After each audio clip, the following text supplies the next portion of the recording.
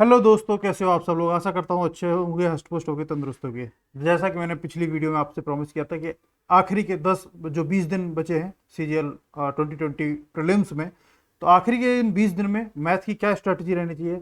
अगर मैथ में स्कोर अगर आपका नहीं बढ़ रहा है तो कुछ चीज़ें हैं जो इस वीडियो में आपको बताई जाएंगी। अगर इन चीज़ों को करके जाओगे तो कुछ ना कुछ डिसेंट स्कोर आप जरूर कराओगे। ये अगर सही तरीके से चीजें की जो इस वीडियो में आपको बताई जा रही हैं। अगर मैथ में आपका स्कोर नहीं बढ़ रहा तो ये वीडियो आपको जरूर देखनी चाहिए और इन चीज़ों को जो बताई जा रही हैं उनको इम्प्लीमेंट करना चाहिए। आई होप इसी आशा के साथ हम स्टार्ट करते हैं। स्टार्ट करने से पहले हमेशा की तरह छोटी सी सोशल इन्फो, सैडलेस चौधरी से टेलीग्राम इंस्टाग्राम दोनों मिल जाऊंगा। दोनों के लिंक आपको डिस्क्रिप्शन में मिल जाएंगे।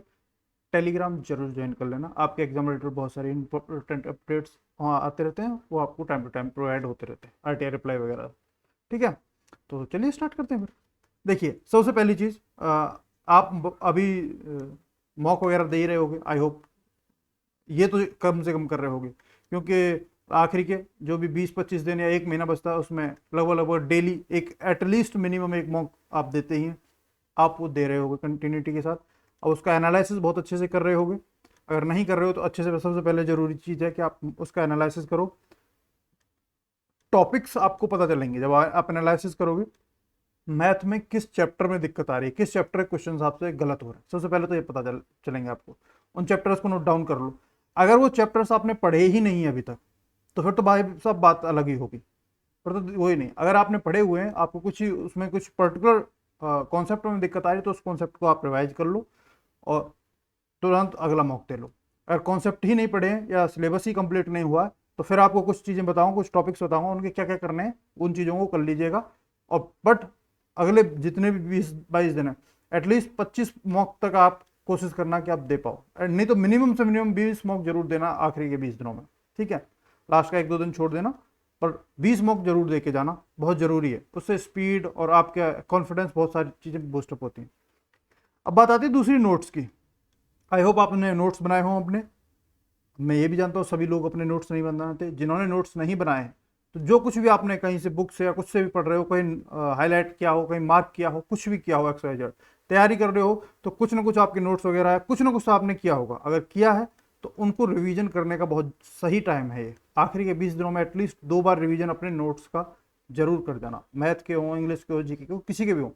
यहाँ पे हम मैथ की स्पेसिफिकली बात कर रहे हैं तो मैथ के अपने जो भी आपने नोट्स बनाए हो, कॉन्सेप्ट के, ट्रिक्स के, जो कुछ भी बनाए उनको रिवीजन एटलीस्ट 2 बार जरूर करना इन आखिरी के 20 दिनों में।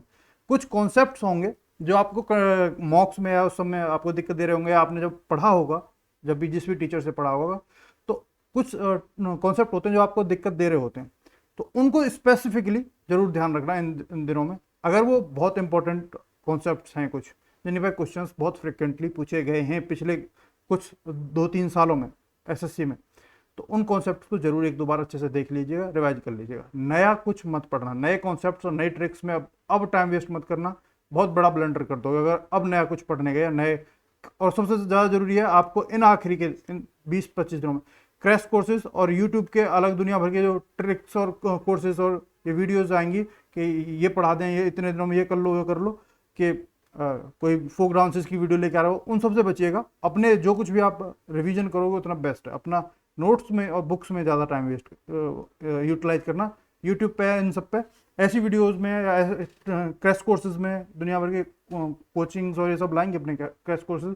आपसे पैसा कमाने का वो कोई मौका नहीं छोड़ेंगी, बट आपको थोड़ा सा समझदारी दिखाने की बहुत ज़रूरी है। ऐसी चीज़ों में अपना टाइम वेस्ट मत करना। ठीक है, तो ये सब तो बहुत ज़रूरी है। अब बात आती है कि आपको करना क्या चाहिए। जैसा मैंने आपको बोला कि आपको अपने नोट्स पर ध्यान देना, नोट्स को बार बार रिवीजन करना। रिवीजन इज़ द की है, ये सच बता रहा हूँ। आखिरी के 20 दिनों में जितना ज़्यादा आप अपने नोट्स को रिवीजन करोगे उससे बेस्ट कोई है नहीं। और प्रैक्टिस तो करनी है। और प्रैक्टिस क्या करनी है, कौन कौन से टॉपिक्स और चैप्टर्स प्रैक्टिस करने हैं, ये जरूरी है। तो ये कुछ चैप्टर्स हैं जिनका वेटेज बहुत अच्छा रहता है। प्रीलिम्स के 25 क्वेश्चनों में आप देखोगे 3 तो क्वेश्चन डीआई के हो गए भाई। और ये डीआई के क्वेश्चन ज़्यादातर रेशियो, प्रोपोर्शंस, परसेंटेज, इन्हीं के बेसिस पे हो जाते हैं। ठीक है, बॉड मास वगैरह इन सब से ही लगभग लगभग ज़्यादातर जो होते हैं ये आपके तीन तीन से ज़्यादा क्वेश्चन शायद ही कभी आप पूछते हैं। कभी कभी किस्मत आपकी अच्छी रही तो 5 भी पूछ लेंगे, बट उम्मीद बहुत कम है। 3 क्वेश्चन आपके ऐसे रहेंगे। बचेंगे 21 क्वेश्चन। अब 21 क्वेश्चन में टाइम, स्पीड एंड डिस्टेंस का एक क्वेश्चन जरूर होगा भाई। टाइम एंड वर्क का एक क्वेश्चन से 1 से 2 क्वेश्चन जरूर होंगे। इसमें पाइप एंड सिस्टम का भी आ सकता है टाइम एंड वर्क के अलावा। ठीक है। इसके अलावा रेशियो प्रोपोर्शन के क्वेश्चन और मिक्सचर एलिगेशन का क्वेश्चन 1 से 2 इन दोनों चैप्टरों के क्वेश्चन जरूर होंगे। सीआई का क्वेश्चन 1 से 2 क्वेश्चन जरूर होंगे। प्रॉफिट एंड लॉस का 1 से 2 क्वेश्चन जरूर होंगे।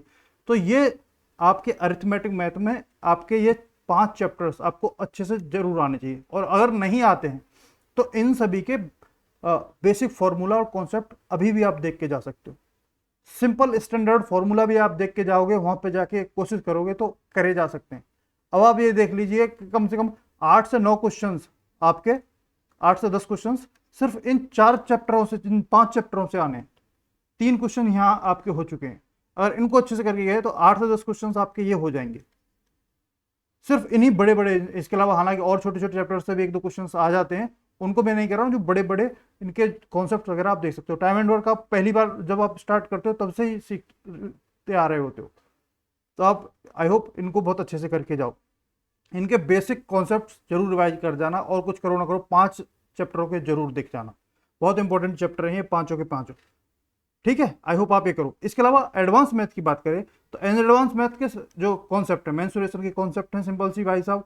आपको 2D और 3D दोनों, मेनली ज़्यादातर इसमें 3D के क्वेश्चन ज़्यादा पूछते हैं, बट फिर भी आपको ये देख के जाने हैं, ठीक है। प्रिज्म और पिरामिड के कॉन्सेप्ट सिंपल है।